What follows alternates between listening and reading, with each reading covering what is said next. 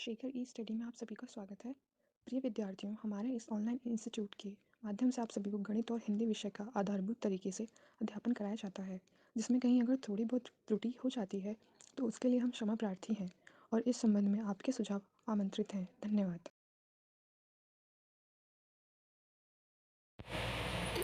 Hello दोस्तों, मैं शेखर स्वागत करता हूं आपका अपने YouTube channel Shekhar study point पर। दोस्तों, ग्राफ में तालिका आपकी चल रही थी, जिसमें हम पाई ग्राफ, बार ग्राफ, रेखा ग्राफ और टेबल ग्राफ को पूर्णतः समाप्त कर चुके थे। ठीक है, अब आपका पूरा सिलेबस यहाँ पे कवर हो चुका है। आज टेबल चार्ट ग्राफ का लास्ट भाग होगा। ठीक है, इसके बाद आपको प्रैक्टिस सेट दिए जाएंगे। लगभग 21 पार्ट में हमने इसे कवर किया है पूरा। जहाँ से आपके सिलेबस थे और जहाँ से आपके प्रश्न आने की संभावना है, एक बार आपकी पीटी के एग्जाम हुआ है, उसमें जिस तरीके के प्रश्न पूछे गए उन सबको ध्यान में रखते हुए इसे डिजाइन किया गया था और वो सारी टॉपिक आपको बताए गए हैं। ठीक है, तो अगर आपने नहीं देखा है तो प्लेलिस्ट में जाइएगा और पूरे 20 पार्ट को अवश्य देख लीजिएगा और इसे रिवाइज भी करिएगा। आपकी एग्ज़ाम के लिए बहुत महत्वपूर्ण है।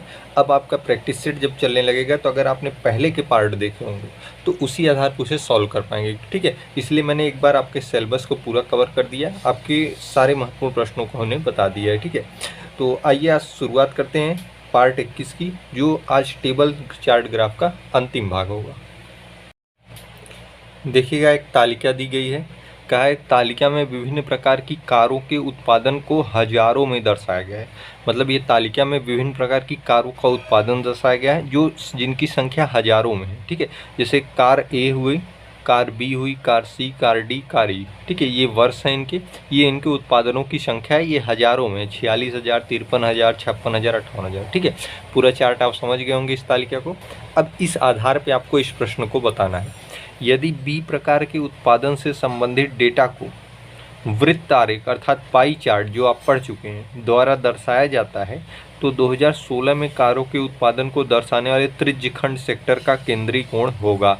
एक प्रश्न मैं ऐसा पहले भी बता चुका हूँ, अगर आपने देखा होगा तो आप इसे लगा पाएंगे, अगर नहीं भी देखा है तो यहाँ पे समझने का प्रयास करिएगा। ठीक है, कह रहा है यदि बी प्रकार के, मतलब किसकी बात कर रहा है, कार बी की बात कर रहा है, कार बी की बात कर रहा है। बी कार के उत्पादन से संबंधित डेटा को वृत्त आरेख मतलब इसकी बात कर रहा है, पाई चार्ट। ये आपका पाई चार्ट हो गया। ठीक है, पाई चार्ट द्वारा दर्शाया जाता है तो 2016 में कारों के उत्पादन को दर्शाने वाले त्रिज्यखंड सेक्टर का केंद्रीय कोण आपको बताना है। ठीक है, 2016 के आंकड़े को बताना है। देखिए, पहले आप 2012 से 16 तक के सभी आंकड़े लिख लीजिए, किसके, बी के, क्योंकि बी प्रकार के कारों की बात की गई, 50, 65, 67, 66, 72। ठीक है, ये आपको किस में दर्शाना है, इस आरेख में दर्शाना है। आरेख में कैसे दर्शाएंगे, कितने भाग हैं, 3, 2, 5 भाग हैं, तो इसको आप 5 भाग में डिवाइड कर लीजिए। 72 सबसे बड़ा है, इस भाग को सबसे बड़ा कर दीजिए 72। ठीक है, फिर सबसे बड़ा क्या है, 67 है, 67 कर दिए, 5 भाग हैं, 67 मान लीजिए ये है, ये 72 है। ठीक है, अब ये 66 है, ये 65 है, ये 50 है। ठीक है, ये प्रतीकात्मक चित्र हुआ। अब जैसे अगर इस आंकड़े के अनुसार दर्शाएंगे तो थोड़ा थोड़ा ये कम ज़्यादा हो सकता है, लेकिन आपसे इससे फिगर से मतलब नहीं होता, आपको केवल कोण बताना है जो आपके कैलकुलेशन से ही आएगा। इस फिगर को देख के आप नहीं बता पाएंगे। ठीक है, देखिए 2012 का ये आंकड़ा है, 2013 का है, 2014 का है, 2014 का यहाँ है, 2015, 2016। आपसे पूछा क्या, 2016 अर्थात 72 की बात की है।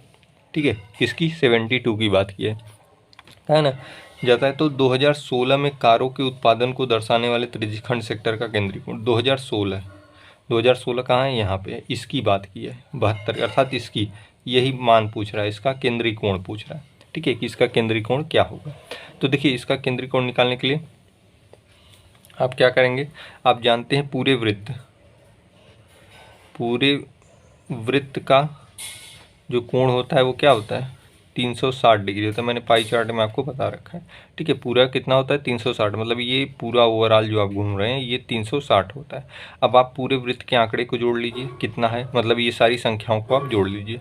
पूरे वृत्त का आंकड़ा कितना दिया गया है, ठीक है। संख्यात्मक रूप में मान दिए गए ना 50, 65, 66, 67, 72, अगर इन सबको जोड़ लेंगे ये बराबर इसके हो जाएगा 360 के, आप लिख सकते हैं। मतलब इस पूरे कोण को आप इस पूरी संख्या के बराबर लिख सकते हैं। आप जोड़ दीजिए इसे, 50, 65, देखिए 6, 6, 12, 6, 18, 180 हुआ, 18, 6, 22 हो गया, 22, 1, 23, ठीक है, मतलब 230 हो गया। 230 में देखिए 6, 5, 11, 241, 241, 7, 248, 250 हो गया, ठीक है। 6, 6, 12, यहाँ से फिर से जोड़िए, 6, 5, 11, 11, 7, 18, 2, 20, 2 आया है, 6, 6, 12, 6, 18, 2, 20 हो गया, 20, 7, 27, 27, 5, 32, मतलब 320 हो गया। पूरे वृत्त के आंकड़े कितने संख्यात्मक रूप में? 320 है। कोण कितना है? 360 है। देखिए यही पूरा कोण है और यही पूरे संख्यात्मक मान है, तो आप लिख सकते हैं 360 डिग्री बराबर 320 के, ठीक है। देखिए 0, 0 से कट जाएगा, आप लिख सकते हैं 1 डिग्री बराबर 32/36, ये 36 यहाँ चला जाएगा, ठीक है, काट दीजिए। 4, 8 में 32, 4, 9 बार में 36, ठीक है, ये 1 डिग्री बराबर हो गया।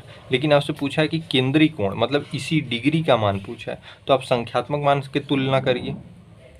हम लिख सकते हैं क्या, 9 का गुणा यहाँ कर दें, 8 को यहीं रहने दें, ठीक है, 9, और इस 1 को हम 9, यहाँ देखिए 9/8 बराबर आप लिख सकते हैं 1 के, ये डिग्री में हो जाएगा क्योंकि 1 के साथ गुणा हो गया, ठीक है।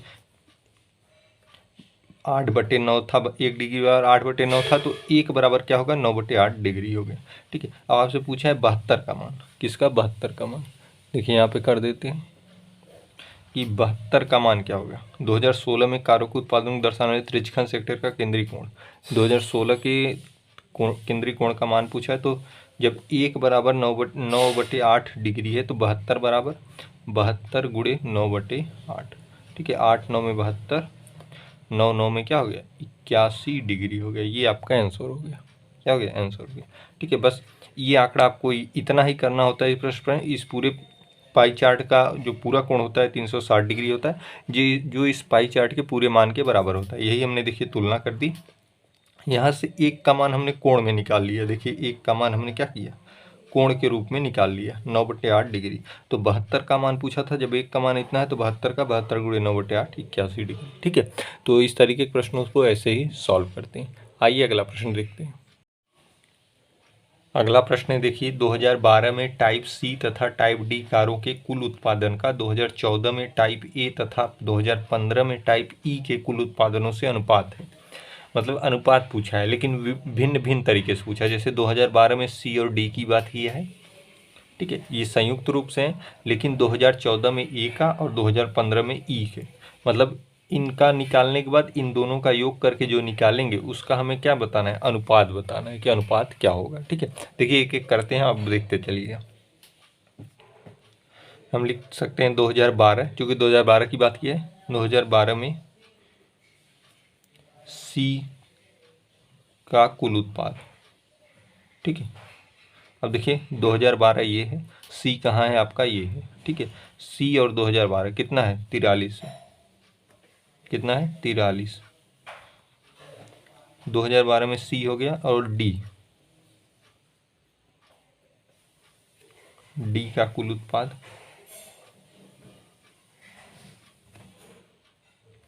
दो 2012 की ही बात की है, 2012 में डी यहाँ पे कितना है, 47, ठीक है। इनको ऐड कर देंगे, आएगा 43 और 47 जोड़ेंगे तो क्या आएगा, 7, 3, 10, 4, 4, 8, 1, 9, 90 आएगा, ठीक है। ये 2012 में सी और डी दोनों हो गए, यहाँ पे दिखा है 2012 में टाइप सी और टाइप डी। अब कह रहा है कि उत्पादन का 2014 में टाइप ए, 2014 में ए का कुल उत्पाद मैं लिख देता हूँ ताकि आपको समझने में दिक्कत ना हो, ठीक है। हालांकि एग्जाम में आपको हिंदी वगैरह नहीं लिख के सॉल्व करना होता है, वैकल्पिक होता है, आपको सीधे लगाना होता है, ठीक है। 2014 में ए का कुल उत्पाद, देखिए 2014 यहाँ पे है, ए यहाँ पे है, ए 2014 में कितना है, 56 है, ठीक है। और फिर अगला कह रहा है कि 2015 में टाइप ई, 2015 में ई का कुल उत्पाद, ई का कुल उत्पाद कब, 2015 में। 2015 में ई कहाँ है, यहाँ पे है, देखिए 2015 ई कितना है 64। जोड़ दीजिए 6 4 10, 6 5 11 1 12 120। ई के कुल उत्पाद से अनुपात पूछा है, मतलब इसका और इसका अनुपात पूछा है, तो अनुपात क्या होगा? आप लिख सकते हैं 90:120। 0 0 से कट जाएगा, 3 4 में 12, 3 3 में 9, या आप लिख सकते हैं 3:4। ये आपका आंसर हो जाएगा। ठीक है, बहुत साधारण सा प्रश्न था, बस आपको कैलकुलेशन इसमें करना था। ठीक, तो उम्मीद करता हूँ समझ में आया होगा। देखिए, अगर आपको कहीं पे दिक्कत होती, ना समझ में आया, आप कोई प्रश्न पूछना चाहते हैं, तो उस संस्थान का व्हाट्सएप नंबर चलता है, आप टेलीग्राम ग्रुप से जुड़ सकते हैं, या इसी वीडियो में कमेंट बॉक्स में पूछ सकते हैं। ठीक है, आइए अगला प्रश्न देखते हैं। देखिएगा, अगला प्रश्न है 5 वर्षों के दौरान टाइप ए कारों का औसत उत्पादन 5 वर्षों के दौरान टाइप सी कारों के कुल उत्पादन का कितना प्रतिशत? ठीक है, देखिए 5 वर्षों के दौरान टाइप ए कारों का औसत उत्पादन का है। देखिए, यहाँ से आप कंफ्यूज हो सकते हैं, और यहीं पे फिर 5 वर्षों के दौरान सी कारों के कुल उत्पादन, यहाँ औसत की बात नहीं है, लेकिन यहाँ औसत की बात है। ठीक है, इस चीज़ को आपको ध्यान रखना है, का कितना प्रतिशत है आपको निकालना है। तो आप करिए 5 वर्षों के दौरान ए कारों का औसत उत्पादन। देखिए, ये लिखने का मतलब यही होता है ताकि आप बाद में भी कभी देखें तो आप ये समझ पाएँ कि हाँ, इस क्या निकाला गया है। नहीं तो मैं हिंदी या लिखता नहीं, सीधे सॉल्व कर देता। लेकिन एक शिक्षक का जो पढ़ाने का तरीका होता है वो इसी तरीके से होता है। ठीक है, कि आपको एक एक चीज़ समझा पाए।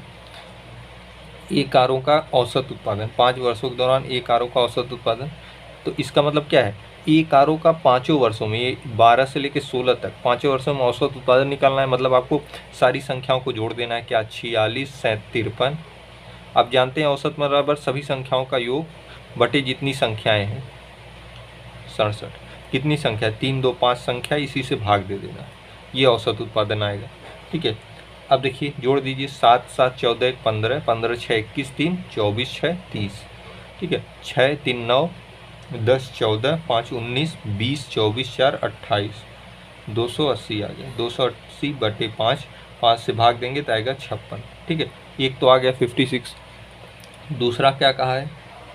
5 वर्षों के दौरान टाइप सी कारों के कुल उत्पादन। 5 वर्षों के दौरान सी कारों का कुल उत्पादन। यहाँ पे औसत की बात नहीं किया है, कुल उत्पादन की केवल बात की है।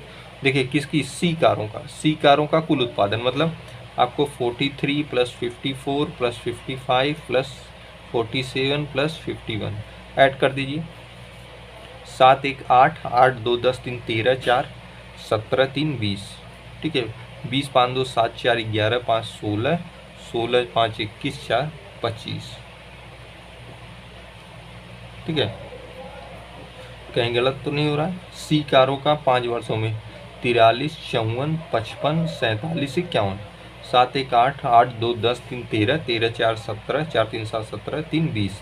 ठीक है, 5 2 7 4 11, 11 5 16, 16 5 21 4 25। सही है। ठीक है, 250। आपसे अब क्या कह रहा है? देखिएगा, कह रहा है कि कितना प्रतिशत है, किससे? फिर से पढ़ लीजिए। 5 वर्षों के दौरान टाइप ए कारों का औसत उत्पादन 5 वर्षों के दौरान टाइप सी कारों के कुल उत्पादन का। किससे कह रहा है? इससे इसके कुल उत्पादन का कितना परसेंट है। मतलब आपको करना क्या है? 250 का मान लीजिए x% है क्या? 56। यही आपका प्रश्न कह रहा है। ठीक है, 250 के x% का मान क्या है? 56। थोड़ा सा ऊपर कर दें, हो सकता है दिख न रहा हो। ठीक है, अब दिखेगा।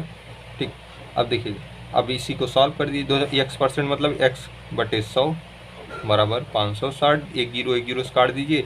अब x बराबर कर दीजिए 560, ये जीरो वहाँ चला जाएगा, बटे 25। ठीक है, भाग दे दीजिए। सॉरी, देखिए यही गलत हुआ है, 56 था, अब ये केवल एक जीरो रहेगा। ठीक है, 560, 25 2 में 50, 60 बचा, फिर 25 2 में 50, 10 बचा, 10 बचा 10.25, 4 में 100, 22.4%। कितना है? 22.4। देखिए, कह रहा है ना, फिर से देख ली, 5 वर्षों के दौरान टाइप ए कारों का औसत उत्पादन, मतलब टाइप ए कारों का औसत उत्पादन कितना है? ये है 56। 5 वर्षों के दौरान टाइप सी कारों के कुल उत्पादन का, कुल उत्पादन का x% है औसत उत्पादन, यही चीज़ यहाँ पे की गई है। ठीक है, इसी को आप सॉल्व कर देंगे, आएगा 22.4%। ठीक है, तो उम्मीद करता हूँ समझ में आया होगा। आइए अगला प्रश्न देखते हैं। देखिएगा, अगला प्रश्न है 2015 में टाइप बी और 2016 में टाइप डी प्रकार की कारों का कुल उत्पादन सभी वर्षों में टाइप ई प्रकार की कारों के कुल उत्पादन से कितने प्रतिशत कम है। प्रतिशत कमी पूछा है। 2015 में टाइप बी की बात किया है, 2016 में टाइप डी की बात किया है। इसके कुल उत्पादन मतलब इन दोनों को जोड़ देंगे, फिर सभी वर्षों में मतलब इन पाँचों वर्षों में ई कारों का कुल उत्पादन निकाल लेंगे, ई का कुल उत्पादन निकालेंगे, फिर क्या करेंगे, दोनों का अंतर करके प्रतिशत कमी निकालेंगे। देखिए मैं करता हूँ, आप समझते आइए। 2015 में टाइप बी, ठीक है, 2015 में टाइप बी कारों के कुल उत्पादन निकालिए, सभी प्रकार कारों डी प्रकार की कारों का कुल उत्पादन। देखिए 2015 की बात की है और बी की बात की है। 2015 बी, यहाँ देखिए क्या है 66 है, क्या है 66। फिर 2016 की बात किया है, कौन सी कार है, टाइप डी, 2016 डी, ठीक है, डी 2016 क्या है 74। कुल उत्पादन मतलब ऐड कर दीजिए, 6 4 में 10, 6 6 12 1 13 1 14, 140। ठीक है, फिर दूसरा क्या कहा है, सभी वर्षों में टाइप ई, सभी वर्षों में टाइप ई प्रकार की कारों का कुल उत्पादन मतलब सभी वर्षों में टाइप, देखिए यहाँ क्या है, सभी टाइप ई प्रकार की कारों के कुल उत्पादन मतलब टाइप ई प्रकार के कुल उत्पादन सभी वर्षों मतलब यहाँ से यहाँ तक आंकड़े आपको जोड़ना है। 48 + 58 + 63 + 64 + 67 जोड़ दीजिए, 5 ही वर्ष हैं। देखिएगा 7 4 में 11, 3 14, 14 8 22, 22 8 30, ठीक है, 6 3 9 10 15, 15 6 21, 21 5 26 4 30, 300 हो गए। ठीक है, ये 140 आए हैं, ये 300 आए हैं। ठीक, कुल उत्पादन से कितने प्रतिशत कम है, मतलब इन दोनों की तुलना करना है। कह रहा है कि ये इससे कितने % कम है, तो पहले अंतर निकाल लीजिए। 300 और 140 के बीच अंतर कितना है, 160 का अंतर है, ये अंतर है। अब इसे प्रतिशत कम में पूछा है, मतलब प्रतिशत अंतर किससे तुलना करने को कहा है, ई प्रकार की कारों के कुल उत्पादन से। देखिए से शब्द मिल गया ना, ई प्रकार की कारों के कुल उत्पादन से तुलना करना है, मतलब आपको अंतर जो प्रतिशत में निकालना है वो 160। ई प्रकार की कारों कुल उत्पादन कितना है, 300 × 100, 2 0 2 0 से कट जाएगा। 160 में आप 3 से भाग देंगे तो आएगा ये 53 सही 1/3%। ठीक है, यही प्रतिशत कम है। ठीक है, ये आपका आंसर हो जाएगा। तो उम्मीद करता हूँ समझ में आया होगा। बहुत आसान से ही प्रश्न थे, आपने अभ्यास किया होगा तो बेहतर लगा पाएंगे। ठीक है, आज देखिए आपके ग्राफ और तालिका का पूरा सिलेबस यहाँ पे कवर होता है। इसके बाद हाँ, आपकी कक्षाएं बंद नहीं होंगी, आपको प्रैक्टिस सेट आपके एग्जाम तक मिलते रहेंगे। ठीक है, तो एक वीडियो मैं अभी और डालूंगा, उसे भी देख लीजिएगा। आप भी उसमें बताया जाएगा आगे की क्या तैयारियाँ हैं। ठीक है, तो आज के पार्ट में बस इतना ही।